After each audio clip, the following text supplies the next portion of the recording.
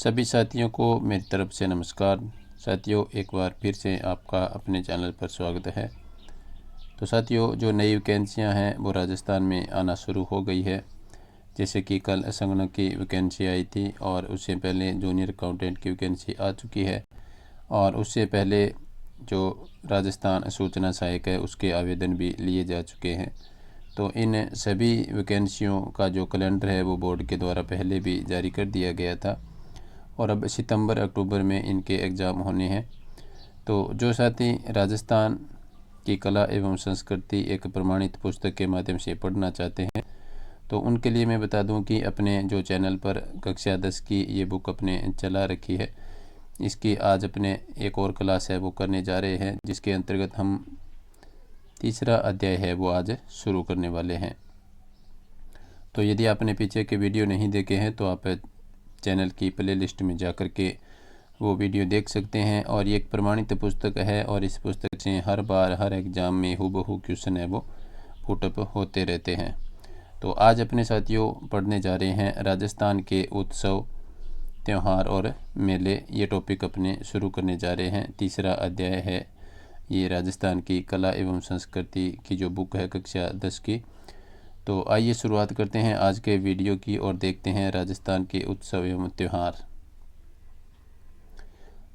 तो साथियों, मैं आपको बता दूं कि जो महत्वपूर्ण लाइनें होंगी उनको अपने विशेष जोर दे करके पढ़ेंगे।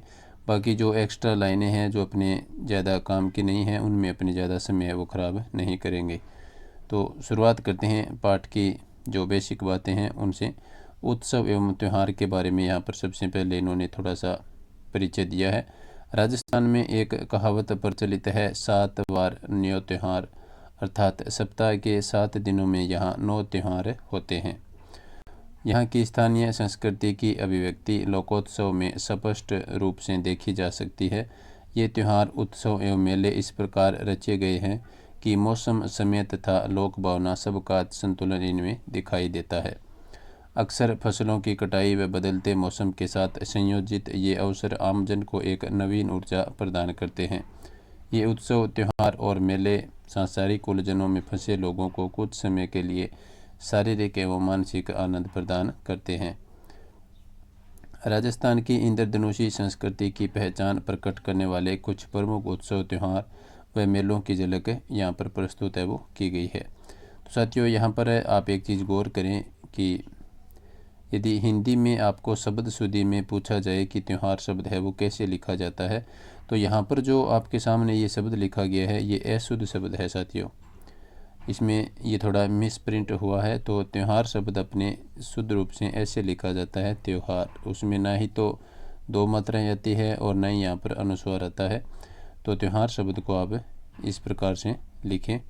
एक बार फिर से मैं आपको लिख करके बता देता हूँ। त्यौहार ऐसे लिखा जाता है, त्यौहार। ये अपने शब्द शुद्धि में कर चुके हैं। एक तरफ अपने हिंदी का मैटर भी चल रहा है और बहुत जल्द अपने हिंदी व्याकरण है वो शुरू करने वाले हैं। तो त्यौहार शब्द आपको इस प्रकार से लिखना है। तो साथियों, अपने सबसे पहले जो त्यौहार है जिसकी यहाँ पर चर्चा की गई है वो है गणगौर। काफ़ी महत्वपूर्ण है और यहाँ से बहुत बार क्वेश्चन है वो गणगौर से संबंधित पुराने पेपरों में पूछे गए हैं। तो देखिए साथियों, गणगौर राजस्थान का एक प्रमुख त्यौहार है। गण अर्थात शिव, ये बात आप नोट कर लें। गण का अर्थ होता है शिव और गौर अर्थात गौरी यानी पार्वती। यहाँ से क्वेश्चन पूछा गया है एक बार कि गण और जो गौर हैं शिव और पार्वती से संबंधित है, यानी गणगौर में गण और गौर है वो किस देवता से संबंधित है, तो शिव और पार्वती उसमें ऑप्शन में था। तो आप याद रखें, गण अर्थात शिव अर्थात गौर अर्थात गौरी पार्वती। इस अवसर पर शिव व पार्वती की आराधना अविवाहित लड़कियों द्वारा अपने योग्य वर तथा विवाहित स्त्रियां अखंड सुहाग की कामना करती हैं। यह त्यौहार होली के दूसरे दिन चैत्र कृष्णा प्रतिपदा से लेकर चैत्र शुक्ला तृतीया तक चलता है। इस लाइन को आप नोट कर लें, ये महत्वपूर्ण है। गणगौर का त्यौहार है वो होली के दूसरे दिन यानी चैत्र कृष्णा प्रतिपदा से लेकर के चैत्र शुक्ला तृतीया तक चलता है। इस मौके पर होली की राख के पिंड बनाकर जो अंकुरों के साथ इनका पूजन किया जाता है, यानी जौ के अंकुरों के साथ इसका पूजन किया जाता है। अविवाहित लड़कियां उपवनों से फूलों को कलश में सजाकर गणगौर के गीत गाती हुई इन्हें अपने घर ले जाती हैं। यानी एक तरफ ये अविवाहित लड़कियों से संबंधित त्यौहार भी प्रमुख रूप से माना जाता है। गणगौर का त्यौहार शिव पार्वती के रूप में ईश्वर जी और गणगौर की प्रतिभाओं के पूजन द्वारा मनाया जाता है। जनश्रुति के अनुसार इनका आरंभ पार्वती के गोने या अपने पिता के घर पुनः लौटने और अपनी सखियों द्वारा स्वागत गान को लेकर हुआ था। इसकी स्मृति में स्त्रियां गणगौर की काष्ठ प्रतिमाओं को सजाकर मिट्टी की प्रतिमाओं के साथ जलाशय पर जाती है। इसके बाद में नेक्स्ट देखिए,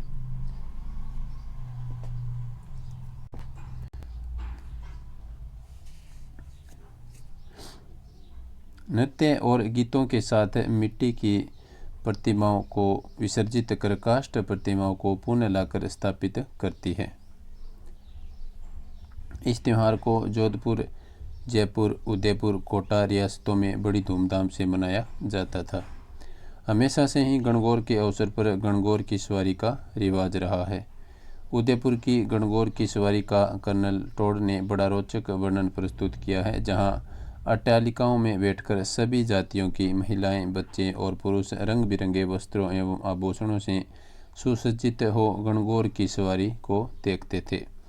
यह सवारी तोप के धमाके और नगाड़े की आवाज़ से राजप्रसाद से प्रारंभ होकर पिछोला झील के गणगौर घाट तक बड़ी धूमधाम से पहुंचती थी और नौका विहार तथा आतिशबाजी के प्रदर्शन के पश्चात समाप्त होती थी। तो साथियों, ये गणगौर का वर्णन था।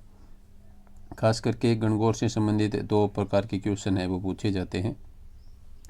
एक तो ये कि ये किन से संबंधित त्यौहार है, तो ये शिव और पार्वती से संबंधित है। दूसरा जो इसका समय है, कब शुरू होता है कब समाप्त होता है, इसके बारे में पूछा जाता है। तो इसे आप अच्छी तरह से याद रखें। नेक्स्ट जो साथियों अपने त्यौहार है वो पढ़ने जा रहे हैं, वो त्यौहार है तीज। ये भी काफ़ी महत्वपूर्ण त्यौहार है। राजस्थान में एक प्रचलित कहावत है, तीज त्योहारा बावरी ले डूबी गणगौर। यानी तीज जो है उससे त्योहारों का आगमन होता है और गणगौर के साथ त्योहारों का समाप्त हो जाता है। इसका अर्थ ये है कि तीज त्योहारा बावड़ी, यानी तीज है वो त्यौहार लेकर के आई है और गणगौर है वो त्योहारों को ले डूबी, यानी उस समय है वो त्यौहार एक बार समाप्त हो जाते हैं।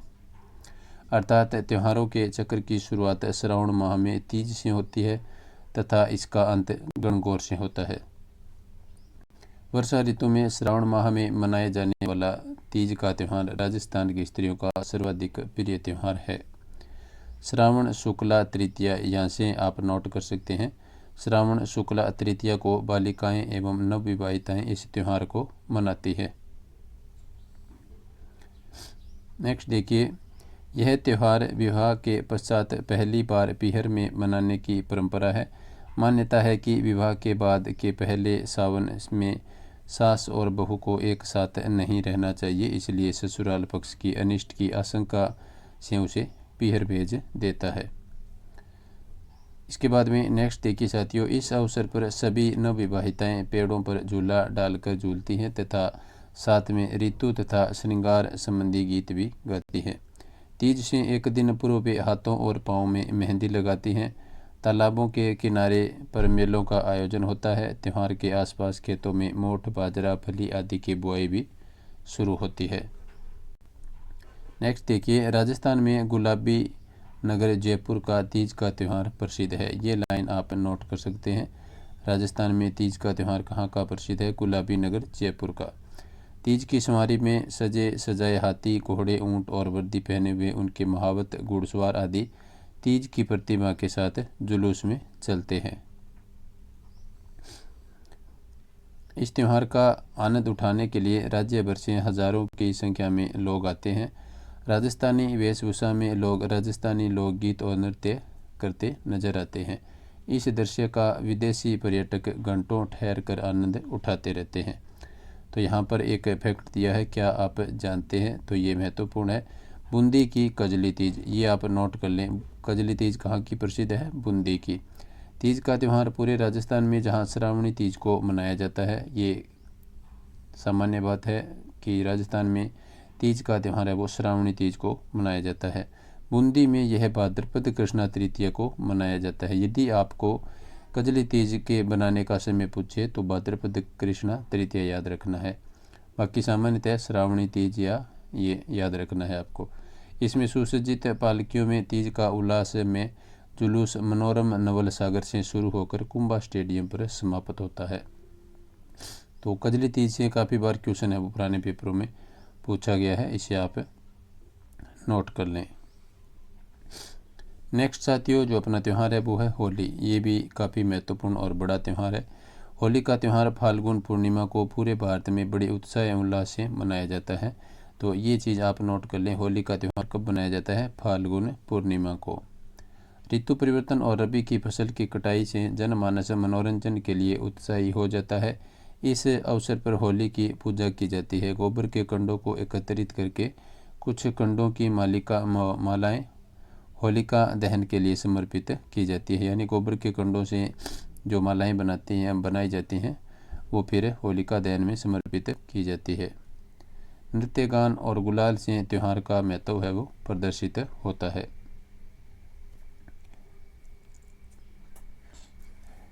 नेक्स्ट देखिए साथियों, होली पर रंग डालने की परंपरा लगभग सभी जगह एक समान है, किंतु कुछ स्थानों पर इसमें विविधता भी दिखाई देती है। पिनाय में कोड़ा मार होली खेली जाती है, जिसमें लोग दो दलों में बंटकर एक दूसरे पर कोड़े से प्रहार करते हैं। मेवाड़ में उदयपुर, बांसवाड़ा, डूंगरपुर तथा दक्षिणी राजस्थान में आदिवासी लोगों में भगोरिया खेला जाता है। तो इस लाइन को आप नोट कर लें, भगोरिया कहाँ खेला जाता है? उदयपुर, बांसवाड़ा, डूंगरपुर और दक्षिणी राजस्थान में आदिवासी लोगों के द्वारा भगोरिया खेला जाता है। मेवाड़ में अनेक अंचलों में होली के मौके पर गैर नृत्य किया जाता है। यहाँ से क्वेश्चन पूछा जा चुका है, तो ये भी आप नोट कर लें। गैर नृत्य कब किया जाता है? होली के अवसर पर, और मेवाड़ में किया जाता है। मेवाड़ में होली के अवसर पर गैर नृत्य किया जाता है। इस लाइन को आप नोट कर लें। नेक्स्ट देखिए साथियों, प्रसिद्ध जैन तीर्थ स्थली श्री महावीर जी में लठमार होली में महिलाएं हाथों में लठ लेकर पुरुषों पर प्रहार करती है। तो लठमार होली कहाँ की प्रसिद्ध है?